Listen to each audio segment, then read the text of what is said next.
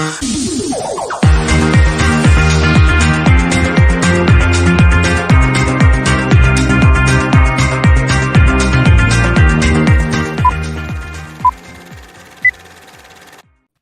live from the internet, it's ZN ZN Live. Live. That's right. We're very excited today. We have a very special guest.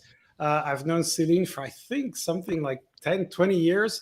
Céline is a very experienced executive who's worked in the corporate sector with Sanofi in a number of different companies. And now she is the CEO and founder of We Need Social. And she wrote a fantastic book called Dare to Unlead, which we're going to talk about in a minute.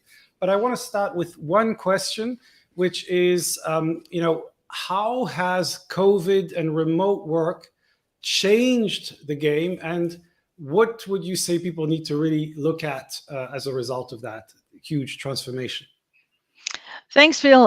Delighted to be here. I think it has changed it has forced us to recognize that the way we used to work isn't, how can I say, adapted to the way people want to work today, and to what technology enables. I think we were living in sort of a kind of a hypocrisy sort of mindset in the past, where we believed that recipes inherited from industrial management could work in the 21st century. Well, the pandemic came in and had us realize that, well, maybe we can do things differently. Actually, we can work remotely. We can work with distant teams, and people do not have to commute every day, and still companies function. So I think it has removed this sort of habit which constrained us in a way which we did not even realize. So it has made us see systems a little bit more, at least, and it has offered opportunities to evolve the way we work together, which is great. Yeah. Now, in your book, in Dare to Unlead, one of the big messages is around engagement, and I think you talk about how you think people should be engaged. Now, we're looking at an environment now. We're talking about the Great Resignation, people being frustrated about a number of things. Now, do you think that remote work itself? Do you think it's an environment in which you can create better engagement, or as some CEOs are saying, they want everybody in the office because you can't have real engagement with this technology? What are your thoughts on that? It makes me think of an anecdote. About 10 years ago, I heard from the manager, the department I was working for. He said to all employees, he said, "You know what I really want from you is order and discipline." And I was like, whoa.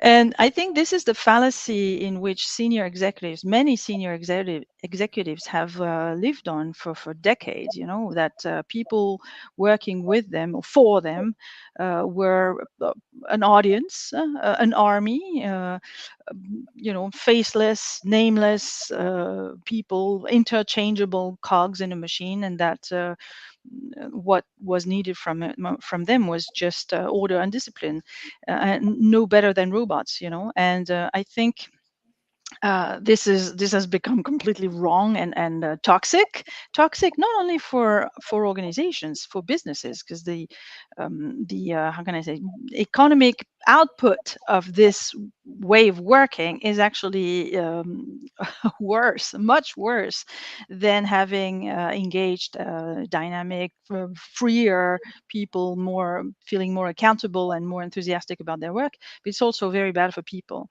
and we see this social fragmentation, this anger, social anger in society. I think a lot of it stems from the world of work. So yes, we should. It is our responsibility to evolve the way we work together. Remote work is now a possibility. I think the need, the crucial need for engagement was already present in before the pandemic, but it has become even more necessary now that people can, work in from home or from other locations, and they're not necessary. But it was already the case in global companies. There were already global teams, so there's nothing really new about it, actually. Yeah, I have been working in a remote fashion for decades myself. So I'm even surprised that people find it new. It's new. I think people have realized that they could be effective in kind of that kind of setting, I think. Yeah, I think what I'm seeing a lot is that the need for people to bring their staff back in the office is a kind of hierarchical need of Yeah, surveillance. It's yeah. like, I want to see Mm, you in front of your mm, screen because that's yeah. work. And I Yep. think what employees and people everywhere have realized is that you can deliver very good work from very different places. And, Yes. I think it depends on your state of mind, your concentration. Correct, but it's more demanding for leaders. It's more Yes. demanding for managers. It takes more work. Yeah. It takes yeah, it's more demanding in terms of not just the quantity of work, but the positioning, the their identity as leaders. As what do I bring to a team? What is it? Is it just order and control and putting all results together, outcomes together, deciding what's better for people, or is it something else? I believe it's that something else. It's about cultivating, nurturing the collective, developing the relational capability of a group, and embarking them, no, not in the sense of, I'm a strong leader and I've got lots of followers. I think this is obsolete. This doesn't work anymore. But in the sense of developing leadership as a collective capacity. Yeah. How can I develop the collective leadership capacity of my team or my network, or my community? I think Yeah. seeing a team as a community, which is a process, it's not a geography, but a process of engagement, a process of creative integration. I think that's the real future of leadership. Yeah, and actually, we've really shifted fully to the network model, which we call our community. Actually, we have over Yeah. 200 people working all over the world on different projects. And we've been spending a lot of time, especially in the last year, Mm. building systems, digital systems, to be able to enhance collaboration. We're talking Yeah. about sharing Mm. files, sharing projects, etc. And also focusing people on outcomes. So it's like Mm. we're trying to do things together. We don't really want to know how and how you do it, or what Mm. time of the day you do it. We just want you to focus on the outcome. Would you say that Mm. the crisis, COVID, the pandemic especially, what are the positive things that emerge from this crisis? Because we tend to look at very much the negative side. What would you Oh say yeah. what are the positives from your perspective? Yeah, well, what you just described is part of the positive. Leveraging digital technology, focusing on outcomes, that kind of removing part of the unnecessary, behave patterns of and toxic patterns of relations that were inherited from a very hierarchical past. In addition, I would say what I see an opportunity in involving people in how the system works, involving, like really involving, engaging people into continuously improving the system they form Yeah. together, right? And I think, in addition to focusing on outcomes, I think this should be a continuous preoccupation of leaders. How do I involve my team, my colleagues, etc., in co-creating the work, in co-creating the system in which we work, in improving continuously our interactions, and not just the work to be delivered, because the interactions are part of the work, are part of good work. Yeah, and I tell people, when they join the network, is that we're really interested to hear what they think can be improved, and Yes. especially when they come in fresh, because I Hmm. often feel that in your first few weeks, that's when you see all the bugs, and Yeah. then after that, you Mm. get used to them. So you really want people to say, "Hey, that whole thing was stupid." It's like I tried to understand this, Mm. and it didn't make sense, so I was missing Yeah. that thing. And I think it's incredibly powerful how people can help you to improve your own system, your own community, your own network, Mm. especially when they come from the outside and they're discovering it for the first time. Yes. We have, by the way, Justin, Kwasi, Daniel, and David all saying hi. So hi, great to have you on the show.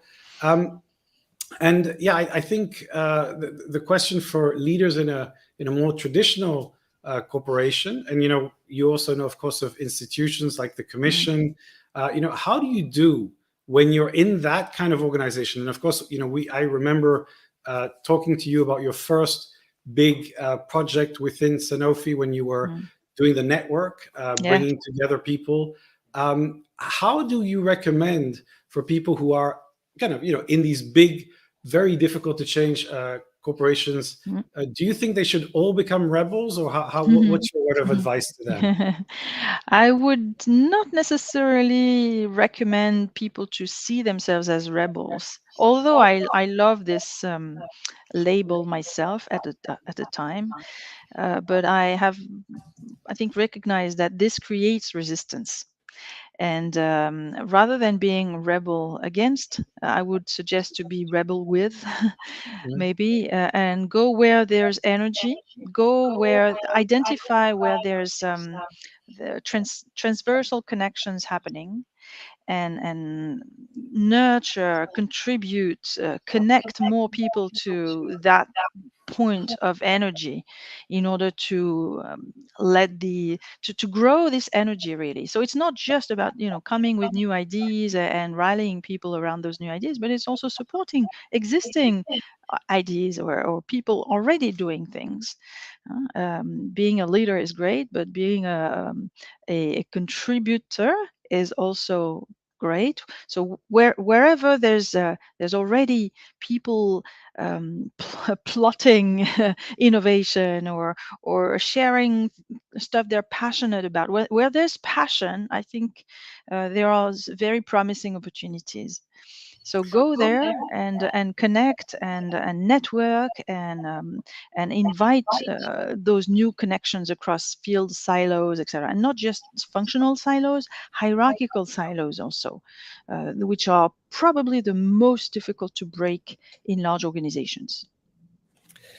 If I may jump, Phil, actually, I'm listening to you, Celine, and hi. Great pleasure to have you here. I remember having collaborated with you some time ago. So Yeah. great pleasure.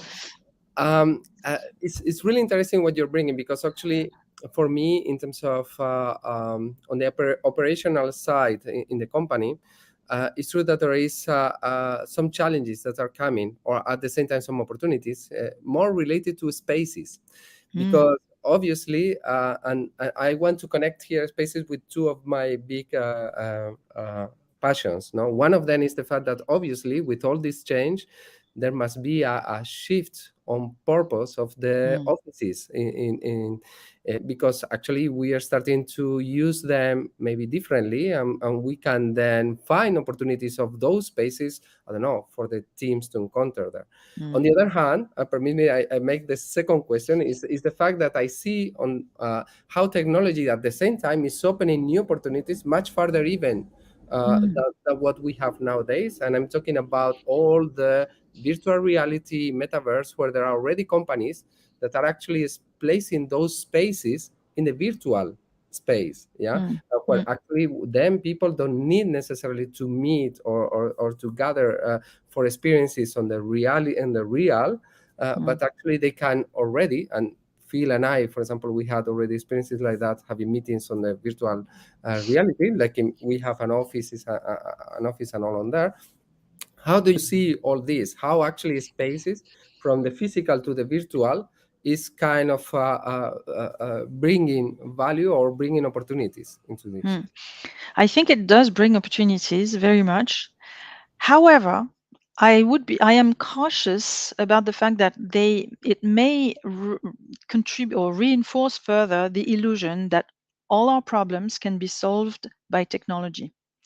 I think it's wrong. I think our problems, first and foremost, will be solved by dialogue, by co-creation, by involving people, by removing those patterns of domination that are completely toxic in the workplace and everywhere else, where some people feel disregarded, disrespected, and not listened to.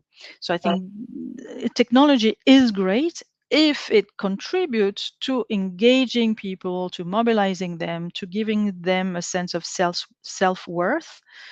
If it's only used to entertain, to distract, to feed and fuel large technology companies, I think it's a waste of time and a waste of money. Yeah, I think the key is that you need to align the technology you have Exactly. and the mindset and the Yeah. training. And I was having a conversation with someone from the commission who was saying that they didn't use the chat function on Teams. So it was Mhm. like, if you don't do that, then you just have a glorified Skype, and you're really not getting much of the functions and the things that you can do. Now, I have a question for you. You have two kids. I have two kids. Mine are kind of finishing university and starting university. So my question is, what is your advice to them? It's like they're entering a workplace where I think, at university, we're still not really training them for this new world. So what do you tell them to do differently, to read or to think about? What's your advice to people beginning in the workforce today? Mm. So my kids are a poor example because they don't listen to my advice. So That's I why need to we be get to listen to you. exactly. I need to be very humble about that. I try to model rather than provide any advice. I try to model curiosity, continuous curiosity, being curious about different fields, different. And you've noticed in the book that I connect all sorts of fields. Psychology, sociology, politics, business, whatever, and that's on purpose because I think it's in those interrelations that value gets created, collective value, social and economic value together. So stay curious, and model your be what you preach, right? You cannot preach I don't know, collaboration and be all about yourself. It doesn't work together. People see it's the discrepancy. So coherence, I would say, personal coherence, ethics, is probably the the best advice I would give. So basically, it's what you do, not what you say. Exactly. Very good Yeah. starting point. Now we have some recommendations. So cue jingle for our amazing. I hope you like that brand new jingle. I love it. Thanks, Daniel. So you have a couple of recommendations for us. Maybe you can start with some of the book recommendations you had. Yeah, so my own book quotes, I don't know how many zillions of other books. I have been inspired by many thinkers, some of whom have written fabulous books. I would quote A Simpler Way by Myron Rogers and Meg Whitley. A Simpler Way is a wonderful book. Myron Rogers wrote the foreword of my own book and I quote him many times in the book. He's a specialist of living organizations, the science of living systems applied to business organizations. It's fabulous. Then I think I told you about Community, the Structure of Belonging by Peter Block, which is a fabulous book as well. Absolutely wonderful. There's so much in it. And what was the third? I can't remember. Can you show it to me? Yeah, I have it right here. If Yes, you yeah, of course. seeing system. Seeing Systems by Barry Oshry. This is also a phenomenal book about. I mean, if you're, I think if you want to be an effective leader, you need to see systems rather than being, shaped and going with the flow. Because if you go with the flow and don't see systems, you will not be able to change anything. So yeah, this is a great book. Excellent. And then you have a Twitter list with accounts that you've created. So tell us about that Twitter list, and we're Yeah. going to share it down in the comments. So I have a few Twitter. I really like Twitter lists because you can, follow a certain group of people and you make your list yourself. I made one recently after a book club that was created around the book Dare to Unlead, and they were all like system thinkers and change practitioners. So this list is called Dare to Unlead Book Club, I think. And there was another one where I gathered all people who've inspired me for my own book and who are obviously on Twitter. And this one is called Dare to Unlead, I think. And yeah, there are, you can find, really fabulous people there, and then I go down every rabbit hole, so I can spend hours on Twitter. It's to the point of curiosity, where we talked about earlier. It's a wonderful tool to learn, connect, and share. Yeah, absolutely. And we make, what I call hyper learning part of the hyper thinking model, a core part of ZN. And actually our interns are hyper learners. And it's the idea that they really want to develop self-learning skills, which is really critical. My book recommendation this week is The Scout Mindset by Juliet Galef. A great book about mindset. And it's really about the difference between the scout mindset and the soldier mindset. So the soldier is the one that follows orders, I think, probably old style thinking. And the scout is the one that explores and is constantly adjusting to the terrain. So she gives a pretty nice overview of why it's important to go into a situation knowing that you are wrong about many, many things, and that you're basically going to have to learn as you progress. So this is one of our key recommendations. Jesus, I don't know if you have any suggestions for our listeners this week. Not as such as a book, but actually what I am very, very following now is the fact that very soon we're going to have Horizon wall coming to the rest of Europe. So it's something that we're following up because I think it's going to be a game changer in terms of opening spaces on the metaverse. You know that I'm always into that space. So this is for me the right now the North Star and the things that I'm focusing that we will communicate here supposedly by the beginning of August. So that's where we expect it to happen. Absolutely. And just to mention also, we have EU Influencer coming up. It's in September. The date's already announced. I think it's the 15th of September. So mark it. We will communicate it. It's going to happen. It's going to be a great conversation. There'll be our online talk. We'll be having a drink with some EU influencers, as well as an after party in the metaverse or whatever happens there. Céline, it was fantastic to have you on the show. It was great to see you again. Congratulations on your book, on your the conversation that you've continued to push, but I think on a much bigger stage right now. I think it's really, really important to have this conversation, and I think people need to rethink the way they lead. So thank you so much. Have a fabulous weekend, and see you online. Thank you. Thank you.